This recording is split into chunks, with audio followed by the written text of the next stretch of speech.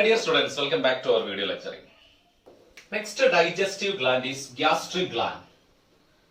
Next one is gastric gland. What is this gastric gland? It is the mucosa modified digestive gland. Mucosa of stomach modified as gastric gland. See, gastric gland, the stomach mucosa modified as gastric gland. See, we know. See here, this is the stomach wall.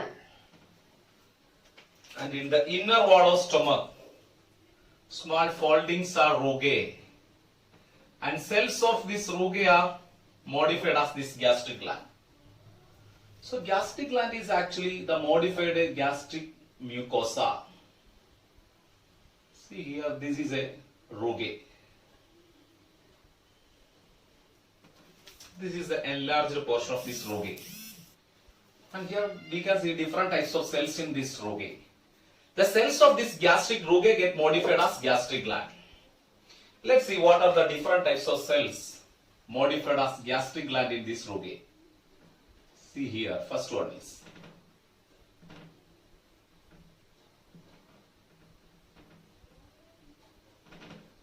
so what is gastric gland? It is the modified mucosa of stomach.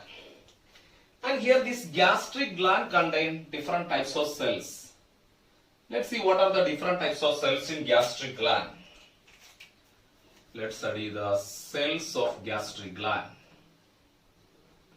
Different types of cells in gastric gland and their secretion. Different types of cells in gastric gland and their secretion. Okay. First one. Gastric gland contain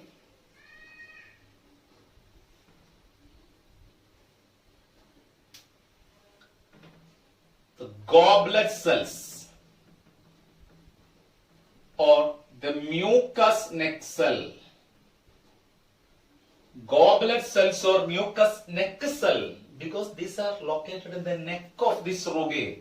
Hence it is called as neck cell. Mucous neck cell, one of the cell in gastric gland. Mucous neck cell. Second one,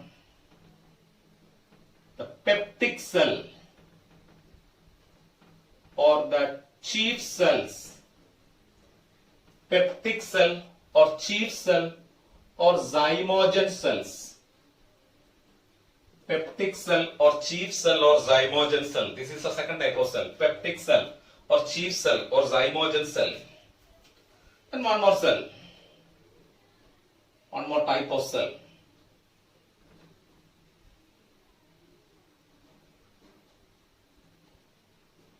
These are the largest cells in gastric gland. The third type of cells in gastric gland are oxyndic cell. It is oxyndic cells or parietal cells. It is called as oxyndic cells or parietal cells. These are the different types of cells in our gastric gland. Goblet cells or mucous neck cell, then peptic cells or chief cell or zymogen cells. Zymogen cells, then oxyndic cells or parietal cells. These are the different types of cells in gastric gland. Let's study the secretions of each of these cells. First one, the goblet cells or mucous neck cell. Goblets or mucous neck cell produce mucus. Secretion of goblet cell or mucous neck cell called as mucus. It is mucus secreting cell. Next is peptic cell or chief cell. The peptic cell or chief cell secrete zymogens. Zymogens means the inactive proteases. Inactive proteases, inactive protein digesting enzymes such as prorenin and pepsinogen.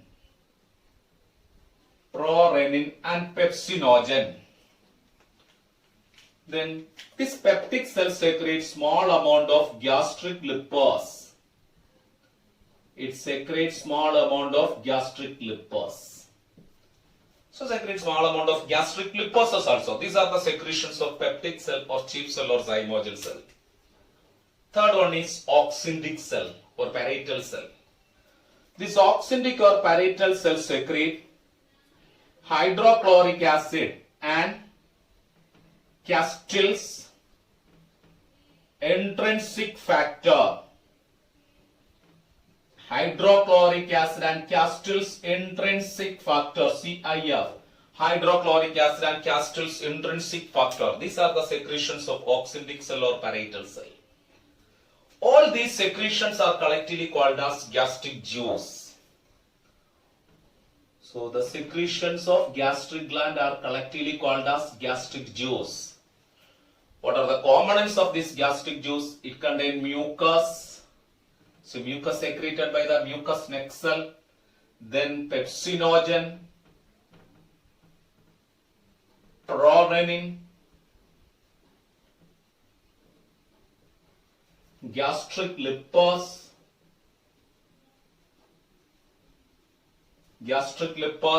these are secreted by the peptic cell or chief cell. Then hydrochloric acid and Castle's intrinsic factor. These are the secretions of gastric gland. They are collectively called as gastric juice. So these are the components of gastric juice. And this gastric juice is an acidic secretion. It is acidic because of the presence of hydrochloric acid. Okay. So these are the functions. These are the secretions of gastric gland. And here let's study the functions of hydrochloric acid.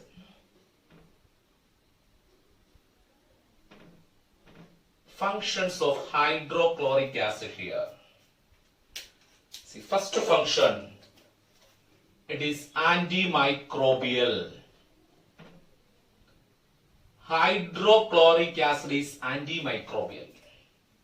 It is antimicrobial in function. It prevents microbial infection. So first one, it is antimicrobial. Another. What do you think? The carbohydrate digestion takes place in our stomach. Usually, carbohydrates are not digested in our stomach because not in the absence of enzyme. See, the food from the oral cavities mixes with the saliva. That saliva mixed food passes through the esophagus, then it reaches the stomach. So the food which came to the stomach, food which reaches the stomach, contain salivary amylase enzyme because it is the food from oral cavity. It contains salivary amylase enzyme. But its action not taking place in our stomach. Why? Because we know the salivary amylase enzyme can act only in a slightly acidic pH, that is 6.8. But when it reaches the stomach, because of the presence of hydrochloric acid, it can't act because hydrochloric acid maintains a highly acidic pH. Salivary amylase enzyme can't act in this highly acidic enzyme. So this, because of HCl, it stopped the action of salivary amylase enzyme.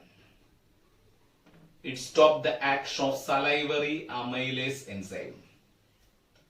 Then third one, next character or next function of hydrochloric acid. It helps in the activation. It activates the inactive pepsinogen. Hydrochloric acid activates the inactive pepsinogen to its active form pepsin.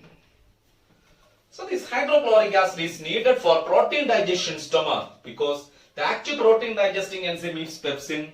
Its activation is under the control of hydrochloric acid. This hydrochloric acid is needed for the activation of inactive pepsinogen to active pepsin. Then it is needed for the activation of prorenin. It is needed for the activation of prorenin to renin. This hydrochloric acid is needed for the activation of prorenin to renin. Activation of prorenin to renin. Because renin is a milk protein digesting enzyme found only in infants.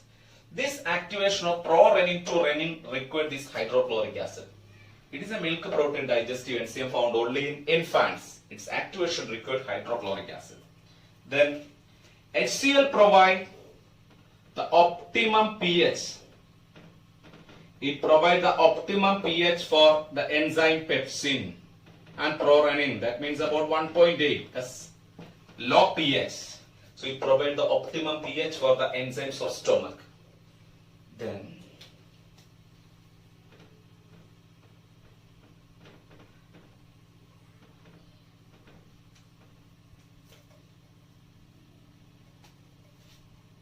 okay, so these are the functions of hydrochloric acid. These are the functions of hydrochloric acid in stomach. Then another one is the function of Castle's intrinsic factor. What is this Castle's intrinsic factor? It is a glycoprotein. This Castle's intrinsic factor is a glycoprotein. This protein is very essential.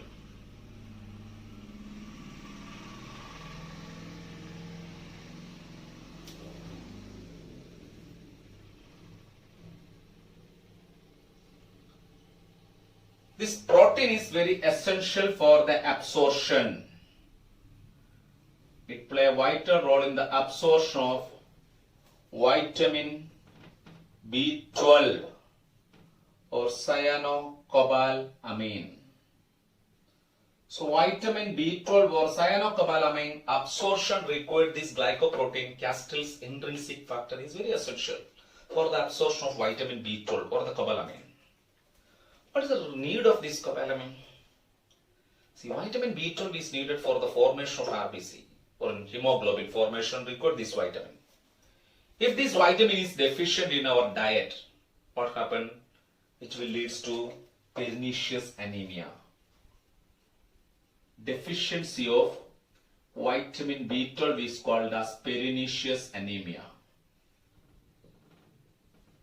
Deficiency of vitamin B12 causes pernicious anemia. See, this pernicious anemia due to autoimmunity also. What is autoimmunity? It is an immune disorder. That is, our own immunity try to distract or reject our own immune cells or organs or proteins in our body. So antibodies are produced against our own organ. That is autoimmunity. It is an immune disorder. So pernicious anemia occurs due to autoimmunity also. How? Because if some antibodies are produced against this Castle's intrinsic factor in our body. So it is an immune disorder. If some self-antibodies are produced in our body, that antibody, if destruct this Castle's intrinsic factor, what happen? The B12 absorption will not take place. If B12 is not absorbed, RBC formation not taking place, which will lead to the anemia called as pernicious anemia. So it play a vital role in our body. One of the crucial role performed in our digestive system is by this Castle's intrinsic factor. These are the secretions of gastric gland.